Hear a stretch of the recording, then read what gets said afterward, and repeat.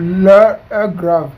Une maman dénigre Laurent Gbagbo et sa femme Nadi Maba. Regardez la vidéo et mettez vos avis dans les commentaires, c'est chaud.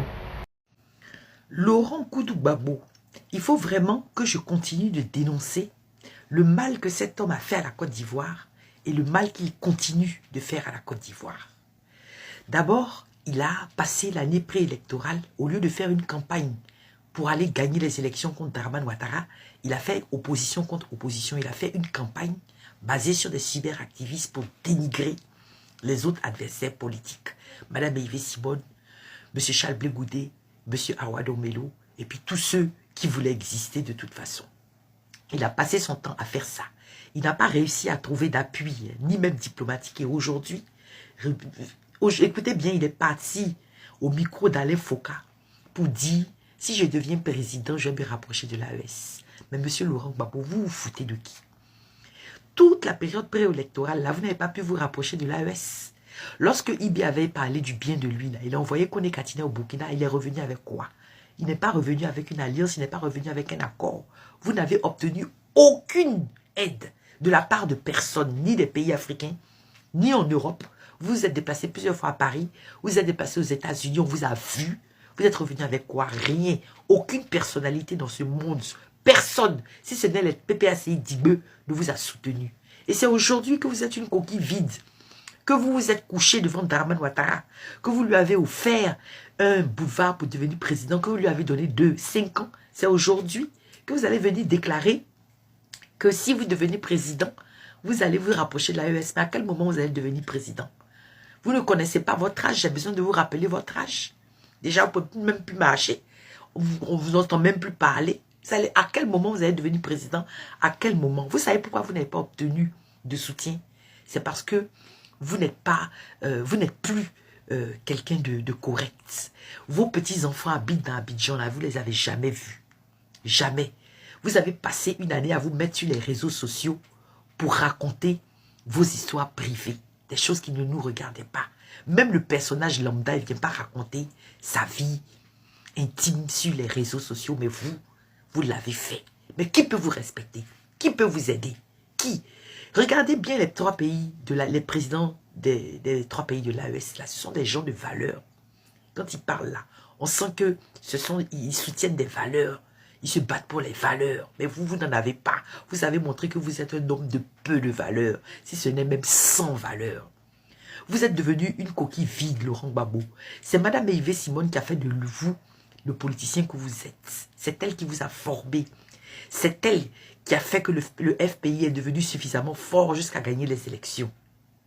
Nadi Bamba, là, elle a été amenée là pour que le couple politique, je dis bien politique, Simone Gbagbo ne reparte pas parce qu'ils savaient, tous les Occidentaux, les Français notamment, Dramane Ouattara, savent bien que c'est une machine indestructible quand ces 2 forces étaient réunies. Elle a gagné, vous vous êtes comporté comme un bébé. Aujourd'hui, vous avez une feuille de route. Vous êtes passé il n'y a pas très longtemps à la télévision ivoirienne, vous avez fait vos adieux aux Ivoiriens.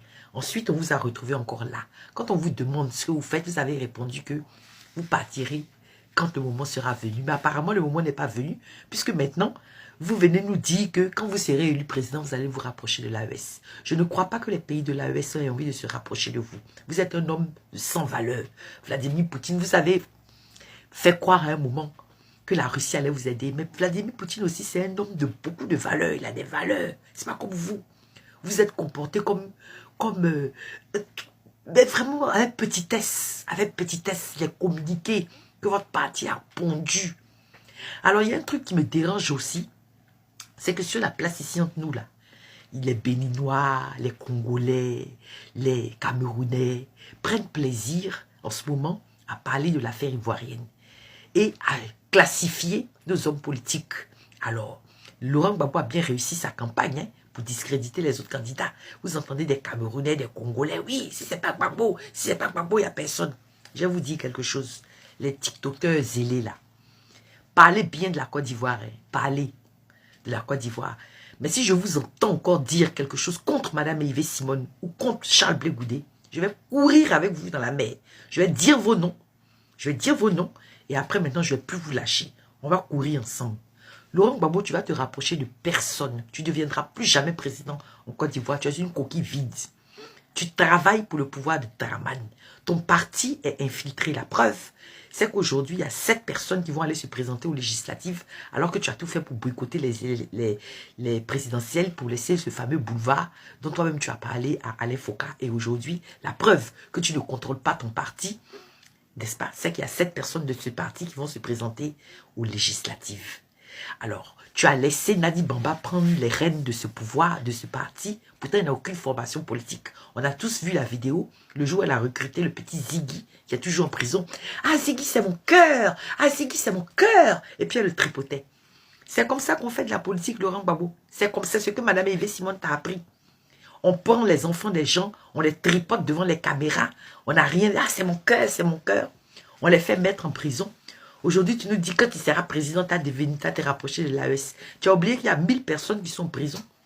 Tu as envoyé ce qui te sert de femme là à Nayo pour aller dire que ce n'est pas toi qui as envoyé les gens dans la rue. Pourtant, c'est Maître Abiba qui est ton avocate, qui est l'avocat du PPACI, qui a appelé les gens à sortir dans la rue. Hein? Et après, tu es allé nier. Mais enfin, qu'est-ce qui t'arrive même, Laurent Gbagbo? Moi, je dis que tu suis une feuille de route. Tu as une feuille de route et puis ce qu'on te dit de dire, tu dis. Nadi Bamba s'est assise avec son gros boutonnement là sur toi. Ça, tu ne peux plus marcher, tu ne peux plus parler. Tu ne peux plus rien faire, tu es devenu une coquille. Mais toi, il y a longtemps, on sait que tu es RDR. Toi, tu peux te rapprocher de il y la a longtemps, on sait que tu es RDR. Mais dis à ton président de mettre une carte de séjour, ça ne lui donne pas. Tu les écoutes parler, tu vas Parce que quand il était Premier ministre, c'est celui qui a envoyé carte de séjour en Côte d'Ivoire.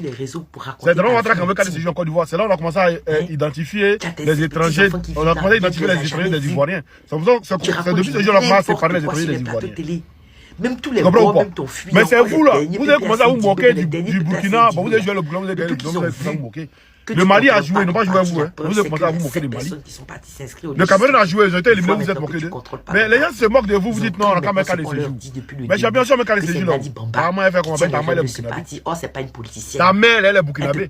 Si on met qu'à les séjours entre la Côte d'Ivoire et puis les autres pays. Mais ta mère fait quoi? Mais comme peut-être que tu n'es pas en politique, je ne sais pas.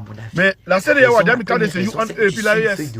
Sauf l'AES qui n'a pas mis de cas de séjour. L'AES dit aux ressortissants de la CEDEAO qu'ils peuvent venir dans les pays comme ils veulent.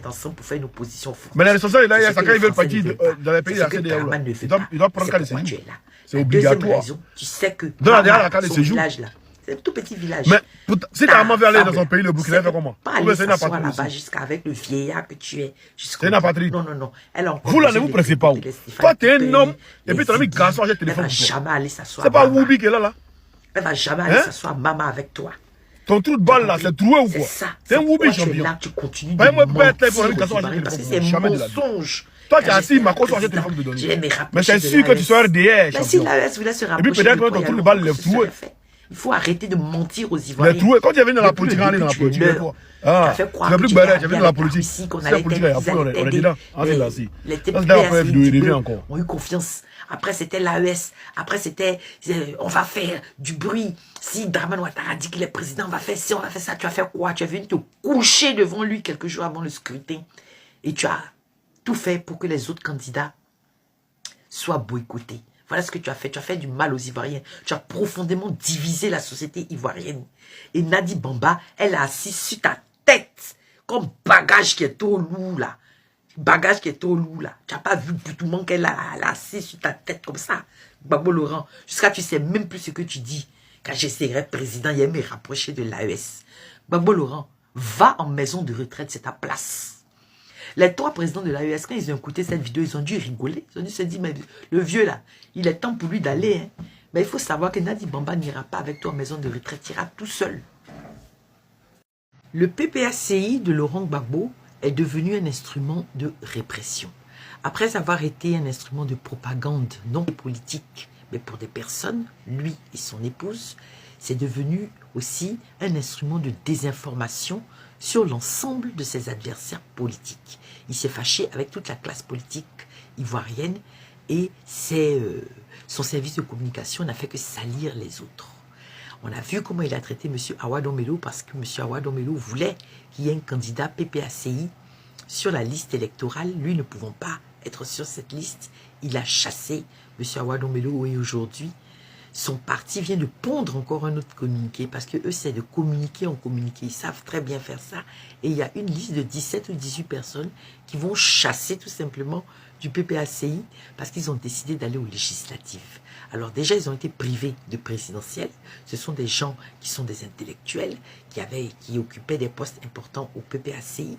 Et c'est normal qu'ils aient envie de participer à la vie politique, à la vie sociale de leur nation, dans les conditions dans lesquelles la population ivoirienne est aujourd'hui. La population ivoirienne a besoin d'être représentée sur le terrain.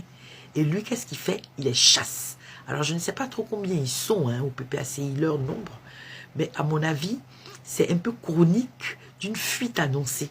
Parce qu'à mon avis, il y en a d'autres qui vont craquer aussi, parce qu'ils sont fatigués d'être muselés.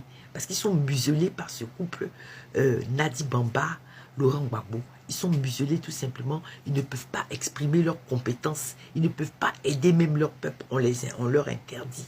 Donc je pense là, un de ces jours, ils vont se retrouver peut-être à 2 ou à 3. Parce qu'il y a Michel Gbagbo, le fils de Laurent Gbagbo, qui est député dans le gouvernement de Ouattara depuis plusieurs années. Est-ce que vous l'avez vu un jour dans une manifestation? Pourtant, c'est un homme qui est plus jeune que moi. Il n'est jamais allé dans les manifestations. Nadi Bamba, il est parti à Nayo pour dire, c'est pas fini, c'est pas fini. Vous l'avez déjà vu dans une manifestation? Non. Laurent Gbagbo, encore, on peut dire qu'il est vieux, mais eux ne sont jamais allés dans les manifestations. Jamais. Donc, 18 personnes, ils vont les chasser.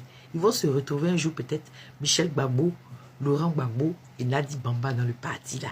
Le parti, là, l'avenir du parti, là, à mon avis, c'est les trois, là. Mais là, ils sont très, très mal barrés. Parce que quand on voit le gabarit de Nadi Bamba, à mon avis, et comme elle a toujours le dernier mot, elle va les finir au coup de poing. Le PPACI de M. Laurent Gbagbo est en train de traverser une crise profonde, structurelle, humaine et même existentielle, selon moi. 22 personnes, des cadres du PPACI, des têtes, des intellectuels, souvent des élus qui décident de braver l'interdit de leur parti pour aller se présenter aux législatives. Ce qui les motive, c'est pouvoir participer à la vie, n'est-ce pas, de la société ivoirienne, étant donné les conditions dans lesquelles nous sommes. Je ne vais pas revenir dessus. Tout le monde sait qu'on a besoin d'être représenté sur le terrain. Il faut qu'il y ait des hommes et des femmes encore debout pour que notre lutte puisse continuer, pour que notre peuple puisse aller vers plus de liberté, vers un changement profond. Au lieu de ça, M. Laurent Gbagbo n'en a que faire du projet des Ivoiriens. Il décide de tout ramener encore une fois à lui. Le PPACI est devenu une machine de répression. Ils ont viré ces 22 personnes qui pourtant auraient pu apporter beaucoup au PPACI parce que tout doit tourner autour de M. Laurent Gbagbo et de son épouse. Ce sont les deux seuls à prendre la parole. M. Djedje de temps en temps fait des lectures de communiqués et c'est tout. Alors, quand on chasse comme ça des gens de son parti, pourquoi ils en sont arrivés là? C'est la question que je me pose. Est-ce que pendant les conseils d'administration, on sait qu'il y a beaucoup de conseils d'administration PPACI, ils font beaucoup de communiqués. Est-ce que pendant ces conseils d'administration-là, les gens, donc les membres, ont la possibilité de s'exprimer et de dire « je ne suis pas d'accord avec ci ou avec ça ». Parce qu'on ne va pas à des élections législatives sur un coup de tête. Il faut une équipe derrière, il faut un staff. Donc c'est quelque chose qui est préparé. Ou est-ce qu'ils ont dit au PPACI qu'ils avaient l'intention d'aller aux législatives et que personne ne les a écoutés? Dans le communiqué qu'ils ont fait au PPACI ne nous dit pas s'ils étaient au courant ou pas que ces gens-là allaient partir. Donc des gens qui veulent participer à la vie du pays, qui sont expulsés de leur parti. Des personnalités qui pourtant, pendant les 10 ans où Laurent Gbagbo a été absent de la Côte d'Ivoire, ont mené le combat des idées de Laurent Gbagbo. Ils ont crapahuté, ils ont été menacés, ils ont tout subi, l'humiliation, la honte, pour certains la prison, mais ils sont restés fermes et ils ont défendu les idées de M. Laurent Gbagbo. Aujourd'hui, en réponse, on les expulse parce qu'ils veulent travailler pour leur pays, parce qu'on est dans une situation dans laquelle il faut absolument, lui qui parlait de dialogue, c'est par les législatives, n'est-ce pas, qu'on peut engager un dialogue, puisque Dramane Ouattara a refusé toute ouverture de dialogue politique national. Donc c'est les législatives aujourd'hui qui représentent la manière dont, la méthode pour aller à une discussion avec le gouvernement. Oui, c'est ça, c'est la seule voie. Il avait lui-même demandé, rappelez-vous, à Draman Ouattara de reculer les législatives pour qu'il puisse se préparer. C'est pour dire qu'il y a un jour, un moment ou un autre, il a eu l'intention d'aller à ces législatives. Mais lui, il voudrait que tout se fasse selon lui, ses décisions. Alors qu'il voit bien qu'il a tout essayé, que personne ne l'écoute, il n'a pas de soutien, il n'a rien. Alors plutôt que de prendre les forces vives de la nation qui sont là, de faire un bloc dans l'opposition et aller réclamer notre liberté, un pays avec plus de démocratie, de liberté, un pays où l'Ivoirien va toucher à l'argent de son cacao, à l'argent de son pétrole, à l'argent de son gaz. Non, lui, il reste borné. Ah oui, là, il parle de discipline. Mais Laurent Gbagbo, le PPACI, ce n'est pas l'armée, ce n'est pas une institution militaire. Bientôt, tu vas les faire passer au tribunal militaire ou quoi? Qu'est-ce que c'est que ces histoires de discipline? Où est le mot démocratie? Est-ce que la démocratie, le système de la démocratie, donc que chacun s'exprime et tout, est vraiment respecté? Est-ce qu'il y a eu vote autour de ça, hein? Et s'il y a eu vote, combien de gens ont dit je ne veux pas aller aux élections? Ils ont déjà été privés de présidentielle parce que Laurent Gbagbo n'a pas voulu faire alliance avec l'opposition. Laurent Gbagbo a préféré laisser un boulevard à Draman Ouattara et aujourd'hui, il est en train de détruire son parti. Quand il y a des choses importantes à dire, c'est Nadi Bamba qui va alors qu'elle n'a aucune formation politique. C'est normal. Des gens comme Stéphane Kipré et tout, ce sont des gens qui ont un bagage intellectuel. Il y a quelque temps, on disait, oui, Nadi Bamba et puis Kipré sont ensemble. Aujourd'hui, voilà, parce que Kipré veut exister par lui-même. Il veut participer à la vie politique et sociale de notre pays. Il est chassé tout simplement du PPACI. Mais pour finir, le PPACI, ils vont rester trois dedans. Michel Gbagbo qui a fait allégeance à Nadi Bamba. Je ne vois pas bien l'intérêt, n'est pas politicien, mais il a fait allégeance. Et puis Laurent Gbagbo lui-même, il voit un 3. En tout cas, aujourd'hui, il ne s'agit plus finalement de la politique que défend le PPACI, on n'en parle plus. Aujourd'hui, c'est des histoires d'hommes. Ils se sont d'abord attaqués aux opposants et on voit bien que c'est dirigé contre tout homme qui veut exister politiquement. C'est que la preuve aujourd'hui, il est en train de s'attaquer à ses propres partisans, à ceux-là qui se sont battus pour ses idées, à ceux-là qui ont fait que lorsqu'il est revenu, on a pu dire encore Laurent Gbagbo parce qu'ils ont continué de mener le combat. Ils étaient dans le show pour lui. Aujourd'hui, il est chasse. Mais Laurent Gbagbo, où est-ce que tu vas aller comme ça? En tout cas, tu as raconté que tu allais, si tu devenais président, tu allais te rapprocher de l'AES. Mais non seulement tu ne vas pas redevenir président, mais je pense que ton parti lui-même, le PPACI, bientôt ne pourra plus exister. En tout cas, pas en tant que parti classique. C'est pas possible. C'est pas comme ça qu'un parti fonctionne. Depuis le début, on le dit que le PPACI est infiltré, qu'il y a des frustrations, qu'il y a des problèmes, que les bonnes décisions ne sont pas prises, il n'y a pas de stratégie. Quand on leur parle de stratégie, ils disent oui, mais on ne va pas donner notre stratégie et tout. Et ils donnent des leurres comme ça à leurs partisans. Oui, on va faire ci, on va faire ça. Et finalement, ils ne font rien. Ils ne font que tourner les gens en bourrique et ils ne font que de la répression. C'est devenu pire que le régime de Draman Ouattara maintenant. Pire, c'est Laurent Gbagbo, c'est devenu, tous les gens qui sont aujourd'hui encore derrière lui, c'est de l'idolâtrie. C'est pas son programme politique qui l'intéresse. Non, c'est Laurent Gbagbo. Il y a des gens qui ont fait allégeance à Nadi Bamba. Quel est le rapport avec l'avenir politique, économique, social de la Côte d'Ivoire? Nadi Bamba, quelle lutte elle a fait pour la Côte d'Ivoire? Comment est-ce qu'on en est arrivé là? C'est normal que des gens, des intellectuels qui sont dans le PPACI, qui veulent travailler pour leur pays, s'en aille du PPACI.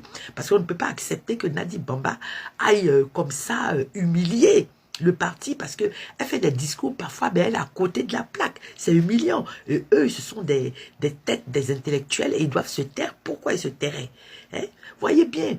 Si ils ne les avaient pas chassés, on allait dire oui, que c'est parce que Simone les a trahis. Aujourd'hui, eux, tout le monde les trahisse. À partir du moment où tu ne veux pas te coucher devant Laurent Gbagbo et Nadi Bamba pour qu'il te marche dessus, on dit que tu as trahi, on te chasse. Mais prenez votre parti. Finalement, ça ne fonctionne même pas comme un parti.